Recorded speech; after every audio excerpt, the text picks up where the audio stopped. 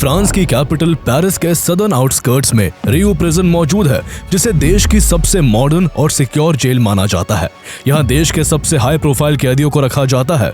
चारों तरफ कंक्रीट की 17 फीट ऊंची दीवारें, कटीले तारों की मोटी फेंस और वॉच टावर्स पर 24 घंटे स्नाइपर राइफल्स लिए खड़े गार्ड्स इस जेल की सुरक्षा व्यवस्था को इतना सख्त बना देते हैं कि यहाँ परिंदा भी पर नहीं मार सकता। इस जेल की सबसे खास बात यह है कि इसके ऊपर चारों तरफ एंटी हेलीकॉप्टर नेटिंग बिछी रहती है, यानी जमीन से लेकर आसमान तक हर एक्टिविटी पर सुरक्षा की निगाह रहती है। इतनी पुख्ता व्यवस्था के चलते इस जेल से किसी कैदी का भाग पाना नामुमकिन माना जाता था। लेकिन 1 जुलाई 2018 को यहाँ कुछ ऐसा हुआ जिसकी कल्पना किसी ने सपने में भी नहीं की होगी। यहाँ फ्रांस के उस दशक के मोस्ट वांटेड क्रिमिनल और पब्लिक एनिमी नंबर 1 को रखा गया था, जो अब तक कम से कम 30 बड़ी रॉबरीज को अंजाम दे चुका था और इससे पहले 2013 में एक दूसरी हाई सिक्योरिटी जेल से फरार हो चुका था। यही वजह थी कि उसे इस इम्पॉसिबल टू ब्रेक प्रिजन में एक्स्ट्रा सिक्योरिटी के साथ बंद रखा गया था। 1 जुलाई 2018 को सुबह करीब 11 बजे उसे उसके भाई से मुलाकात कराने के लिए विजिटिंग रूम में लाया गया। उसका बड़ा भाई उसे समझा रहा था कि वो जेल में रहकर खुद को सुधारे और अब नेक रास्ते पर आ जाए। लेकिन तभी अचानक आसमान से आती तेज आवाज ने पूरे कोर्टयार्ड को हिला दिया। एक हेलीकॉप्टर जेल की सुरक्षा को भेदता हुआ कोर्टयार्ड में उतर आता है। उससे 2 नकाबपोश हाथ में AK-47 हथियार लेकर कूदते हैं और फिर एकदम फिल्मी अंदाज में दरवाजों को तोड़ते हुए कुछ ही मिनटों में उस मोस्ट वांटेड क्रिमिनल को हेलीकॉप्टर में बैठाकर आसमान में गायब हो जाते हैं। फ्रांस का सबसे खतरनाक क्रिमिनल दिन दहाड़े सबके सामने जेल से फरार हो चुका था। ये कहानी है फ्रांस के क्रिमिनल ऑफ द सेंचुरी कहे जाने वाले रेडॉइन फायद की, एक ऐसा गैंगस्टर जिसने फिल्में देखकर क्राइम सीखे और फिर बिल्कुल फिल्मी अंदाज में उसने दुनिया की सबसे अजीब जेल ब्रेक की घटना को एक नहीं 2 बार अंजाम दिया। Redouane Faïd's spectacular prison break last July made headlines across the world. Faïd was serving a 25-year sentence for masterminding a failed robbery. Now, thousands of police officers are continuing a manhunt for the convict who dramatically escaped from a French prison. रेडॉइन Faez का जन्म 10 मई 1972 को France के curl में हुआ। उसके पिता देराज जी एक chemical factory में काम करते थे। रेडॉइन फायद अपने पेरेंट्स की 9वीं संतान था। उसके पिता अल्जीरिया से इमिग्रेंट के तौर पर फ्रांस आए थे। अल्जीरिया पहले एक फ्रेंच कॉलोनी हुआ करता था और जब अल्जीरिया में फ्रांस से आजादी को लेकर जंग छिड़ी थी तो रेडॉइन फायद के फादर देराज जी ने वॉलंटरी अल्जीरिया की तरफ से फ्रेंच अल्जीरियन वॉर में लड़ाई लड़ी थी। क्रेल नाम के जिस एरिया में रेडॉइन फायद का परिवार रहता था वो उस दौर में फ्रांस के उन इलाकों में गिना जाता था जहां अनएम्प्लॉयमेंट, पॉवर्टी और क्राइम की जड़ें गहराई तक फैली हुई थी। बचपन से ही रेडॉइन फायद ने मोहल्ले के बड़े लड़कों को छोटी मोटी चोरी करते, कारें चुराते और पुलिस को चकमा देते देखा। इसका असर उसकी सोच पर भी पड़ा और उसने छोटी सी उम्र में ही चोरियां करना शुरू कर दिया। वो कभी मॉल से खिलौने या कॉमिक्स चुराता तो कभी दुकानों से कैंडी चुरा लेता था। रेडॉइन फायद के फादर देराज जी उसूलों पर चलने वाले आदमी थे, इसलिए जब उन्हें अपने बेटे रेडॉइन फायद की चोरी की आदत के बारे में पता चला तो उन्होंने उसे सुधारने के लिए बेल्ट से बुरी तरह पीटा। लेकिन माँ का प्यार सिद्धांतों के आगे ढाल बनकर खड़ा हो गया। रेडॉइन फायद की माँ ने उससे वादा करवाया कि वो फिर कभी चोरी नहीं करेगा।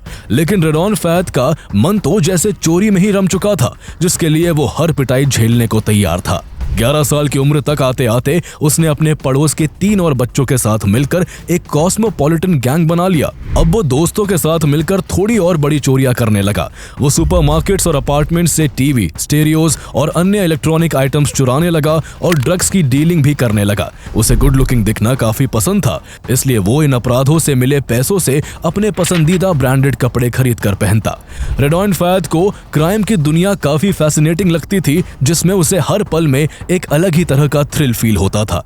रेडॉइन का ख्वाब फ्रांस का सबसे नामचीन क्रिमिनल बनने का था। वो बहुत ज्यादा फेमस और रिच बनना चाहता था और इसके लिए वो कुछ भी करने को तैयार था। इसके अलावा इस दौरान उसके पिता अल्जीरिया में वापस शिफ्ट हो गए थे और उसकी माँ की डेथ हो गई थी, इसलिए उसे अब कोई रोकने टोकने वाला नहीं था। यही वजह थी कि वो अपने क्राइम को ऊंचाई देना चाहता था। छोटे मोटे अपराधों से उसको किक नहीं मिल रही थी, इसलिए वो जल्द ही बड़े अपराधों की दुनिया में कदम रखने के लिए क्रेल के एक जाने माने चोर और एक ताकतवर gang leader gene gene cloud Bissell के अंडर काम करने लगा।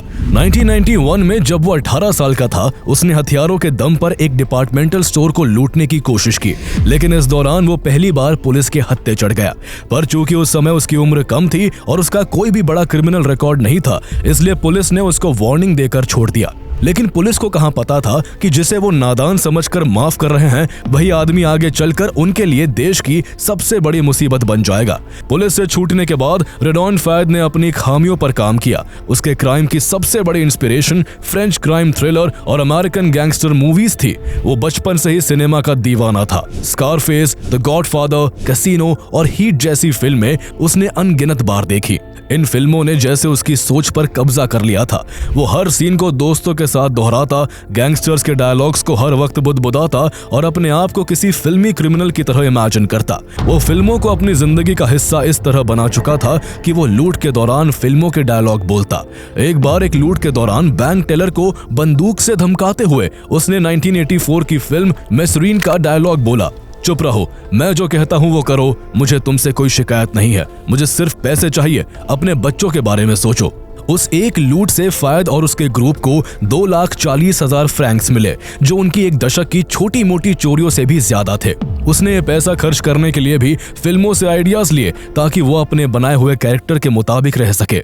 उसके इसी जुनून और सोच ने उसे आम अपराधियों से अलग बना दिया और 1990 के दशक के आखिर तक उसका नाम पूरे फ्रांस में गूंजने लगा। वो फ्रांस के बड़े armoured car, hold up man, jewellery thieves और बैंक रॉबर्स में से एक बन गया था। धीरे धीरे उसके अपराध लगातार बड़े होते जा रहे थे। हर अपराध में या तो वो किसी हॉलीवुड एक्शन फिल्म का सीन दोहराता या फिर क्राइम करने के दौरान किसी फिल्म का कोई डायलॉग बोलता।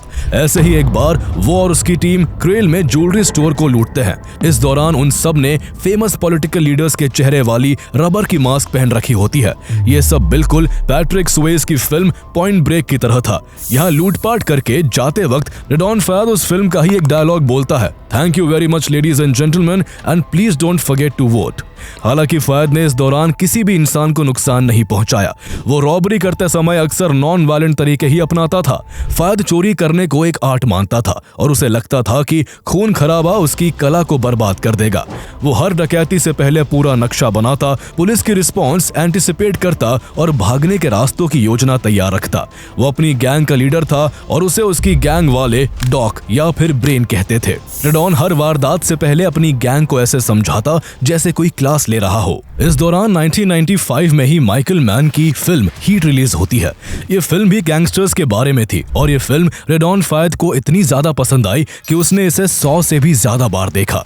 उसने फिल्म के एक एक सीन, एक एक डायलॉग को अपने अंदर बसा लिया। फिल्म रिलीज होने के 2 साल बाद 1997 में फैद और उसके साथी एक आर्मर्ड ट्रक को लूटने के लिए उस पर हॉकी मास्क पहनकर हमला कर देते हैं। ये बिल्कुल वैसा ही था जैसे हीट फिल्म में रॉबर्ट डिनीरो की गैंग ने किया था। उस ट्रक को अपने कब्जे में लेने के बाद वो और उसके साथी उसमें से कैश और गोल्ड निकालकर अपनी गाड़ी में भरने लगते हैं। लेकिन कैश इतना ज्यादा था कि वो जब तक उसे पूरा कलेक्ट कर पाते तब तक वहां पुलिस आ गई। दोनों तरफ से फायरिंग होने लगी, लेकिन फैद और उसके गैंग के लोग किसी तरह बच निकले।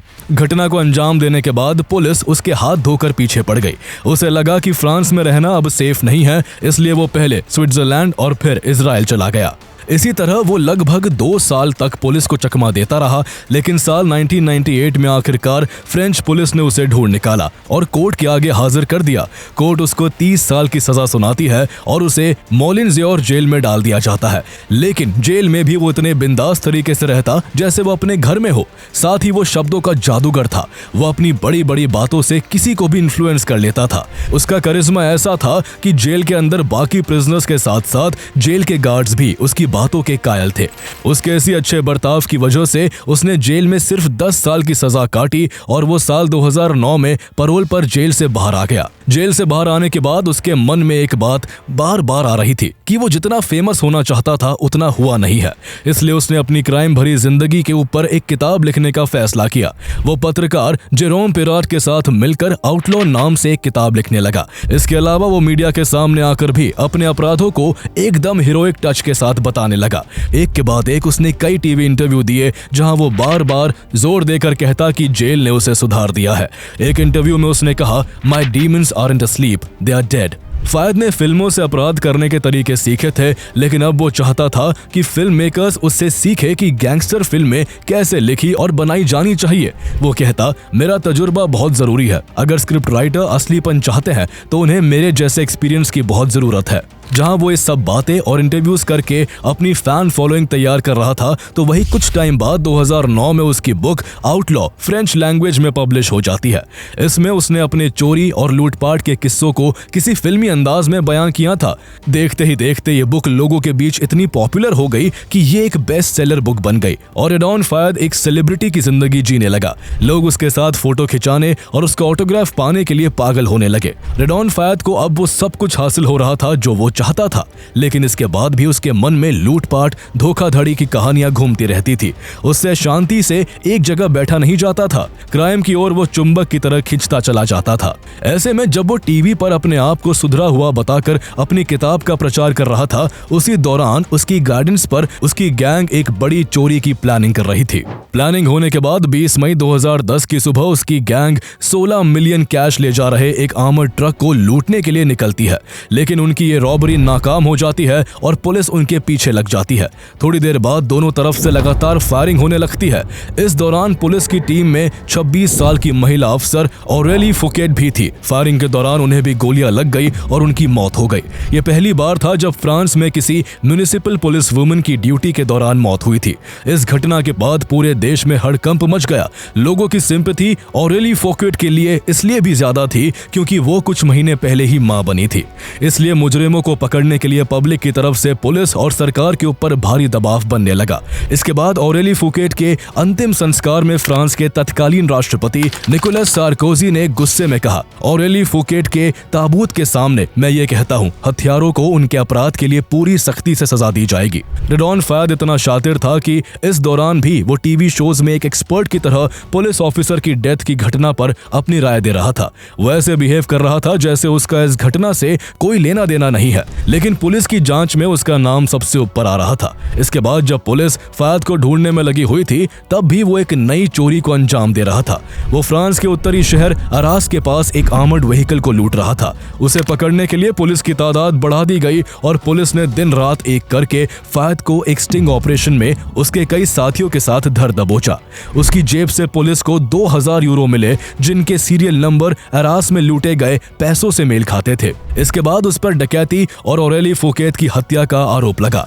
हालांकि उसने फुकेट पर गोली नहीं चलाई थी और न ही उसे घटना स्थल पर होने का आरोपी ठहराया गया था, लेकिन सरकारी वकीलों ने उसे ही उस क्राइम का ऑर्गेनाइजर और इंस्टिगेटर बताया। दोनों मामलों में कोर्ट ने उसे दोषी ठहराते हुए 2012 में 53 साल की सजा सुना दी। तब उसकी 40 साल की उम्र थी और ऐसे में ये सजा उसके लिए एक तरह की उम्र कैद की सजा थी।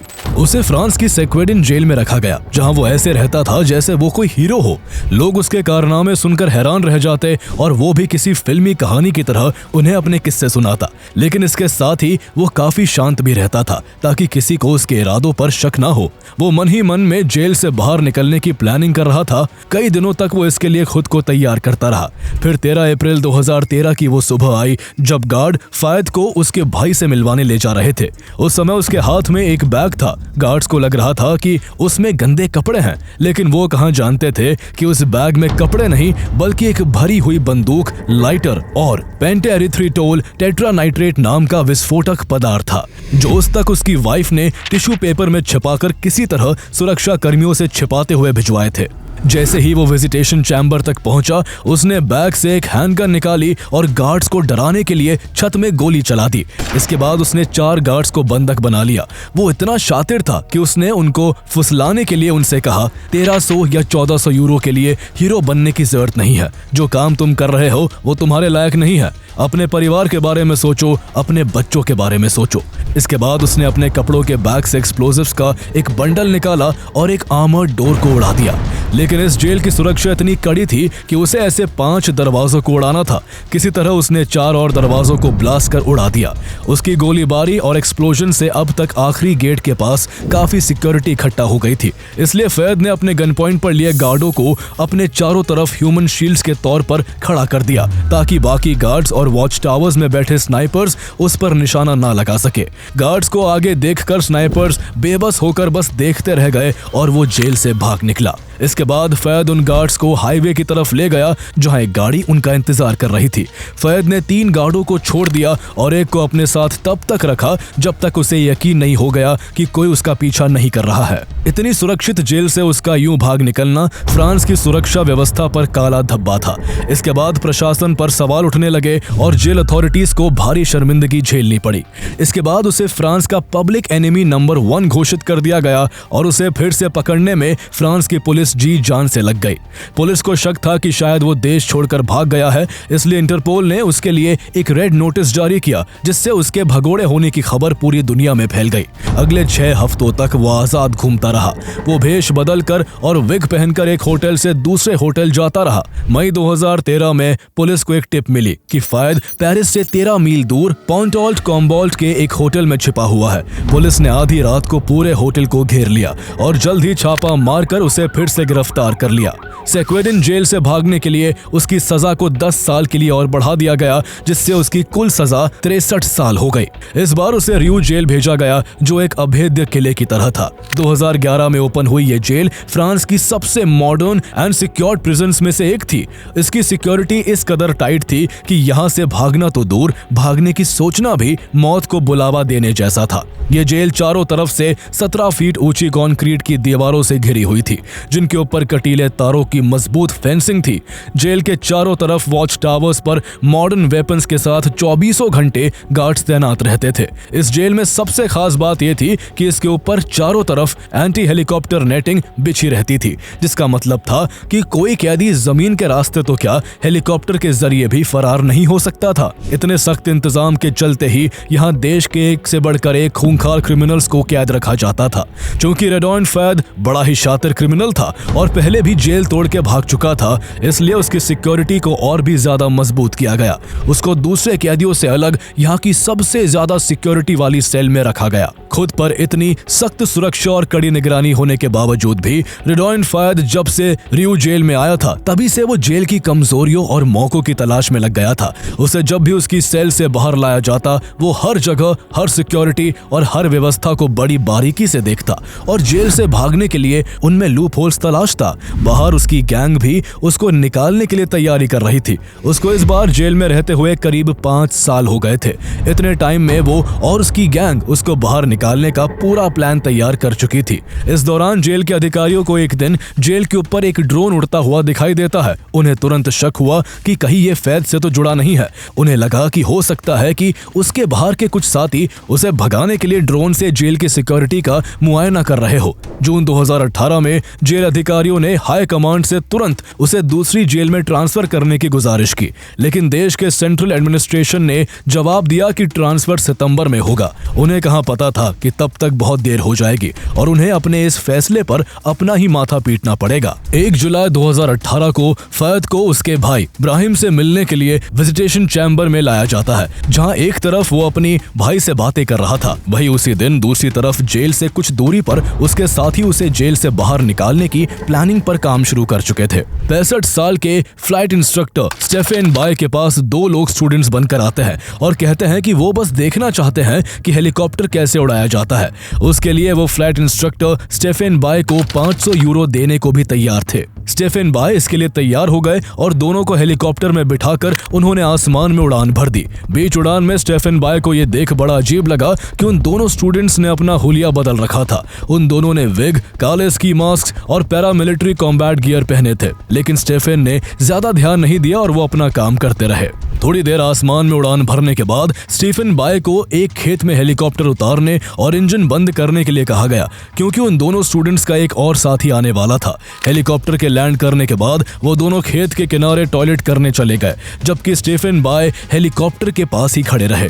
कुछ सेकंड्स बाद जब स्टीफन ने पीछे मुड़कर देखा तो उनके होश उड़ गए। खुद को स्टूडेंट बताने वाले वो दोनों लोग और उनके साथ उनका तीसरा साथी तीनों स्टीफन की तरफ AK-47 तान कर खड़े थे। असल में ये लोग रेडॉन फैद के भाई और भतीजे थे जो उसको जेल से भगाने के लिए निकले थे। इसके बाद उन्होंने स्टीफन बाय को बताया कि वो रेडॉन फैद को जेल से आजाद कराने जा रहे हैं और हेलीकॉप्टर को जेल के ऊपर लेकर जाना है। यूं तो रियो जेल के ऊपर ज्यादातर जगहों पर केवलार की तारें लगी थी ताकि हेलीकॉप्टर से हमला ना हो सके, लेकिन जेल के गेट के पास एक छोटा सा 3-साइडेड कोर्टयार्ड ऐसा था जहां ये सुरक्षा नहीं थी। हालांकि कोई भी मॉडर्न हेलीकॉप्टर इतनी छोटी जगह में उतर नहीं सकता था, लेकिन स्टीफन बाय का पुराना हेलीकॉप्टर इस काम के लिए बिल्कुल सही था क्योंकि उसके रोटर ब्लेड्स काफी छोटे थे। इसी वजह से रेडॉन फैद के साथियों ने उसी हेलीकॉप्टर को चुना था। सारी तैयारी हो चुकी थी और अब बस एक्शन की बारी थी। स्टीफन बाय ने जब उनकी बात मानने में आनाकानी की तो उनके एक हाईजैकर ने कहा, बेवकूफ मत बनो, अगर तुमने बात नहीं मानी तो अंजाम बुरा होगा। हमारा एक साथी तुम्हारे घर के बाहर खड़ा है, अगर तुमने जरा सी भी गड़बड़ की तो इसकी कीमत तुम्हारी बेटी और पत्नी को चुकानी होगी। स्टीफन बाय डर गए और हेलीकॉप्टर को उनके अनुसार उड़ाने लगे। जेल के सिक्योरिटी गार्ड्स को सुबह 11:18 के आसपास जेल कंपाउंड के ऊपर यह हेलीकॉप्टर उड़ता हुआ दिखाई देता है। कुछ देर बाद हेलीकॉप्टर कोर्टयार्ड में उतर आता है। हेलीकॉप्टर में से 2 हुडेड लोग स्की गॉगल्स पहनकर हाथों में AK-47 राइफल्स और बाकी सामान लेकर बाहर आ जाते हैं।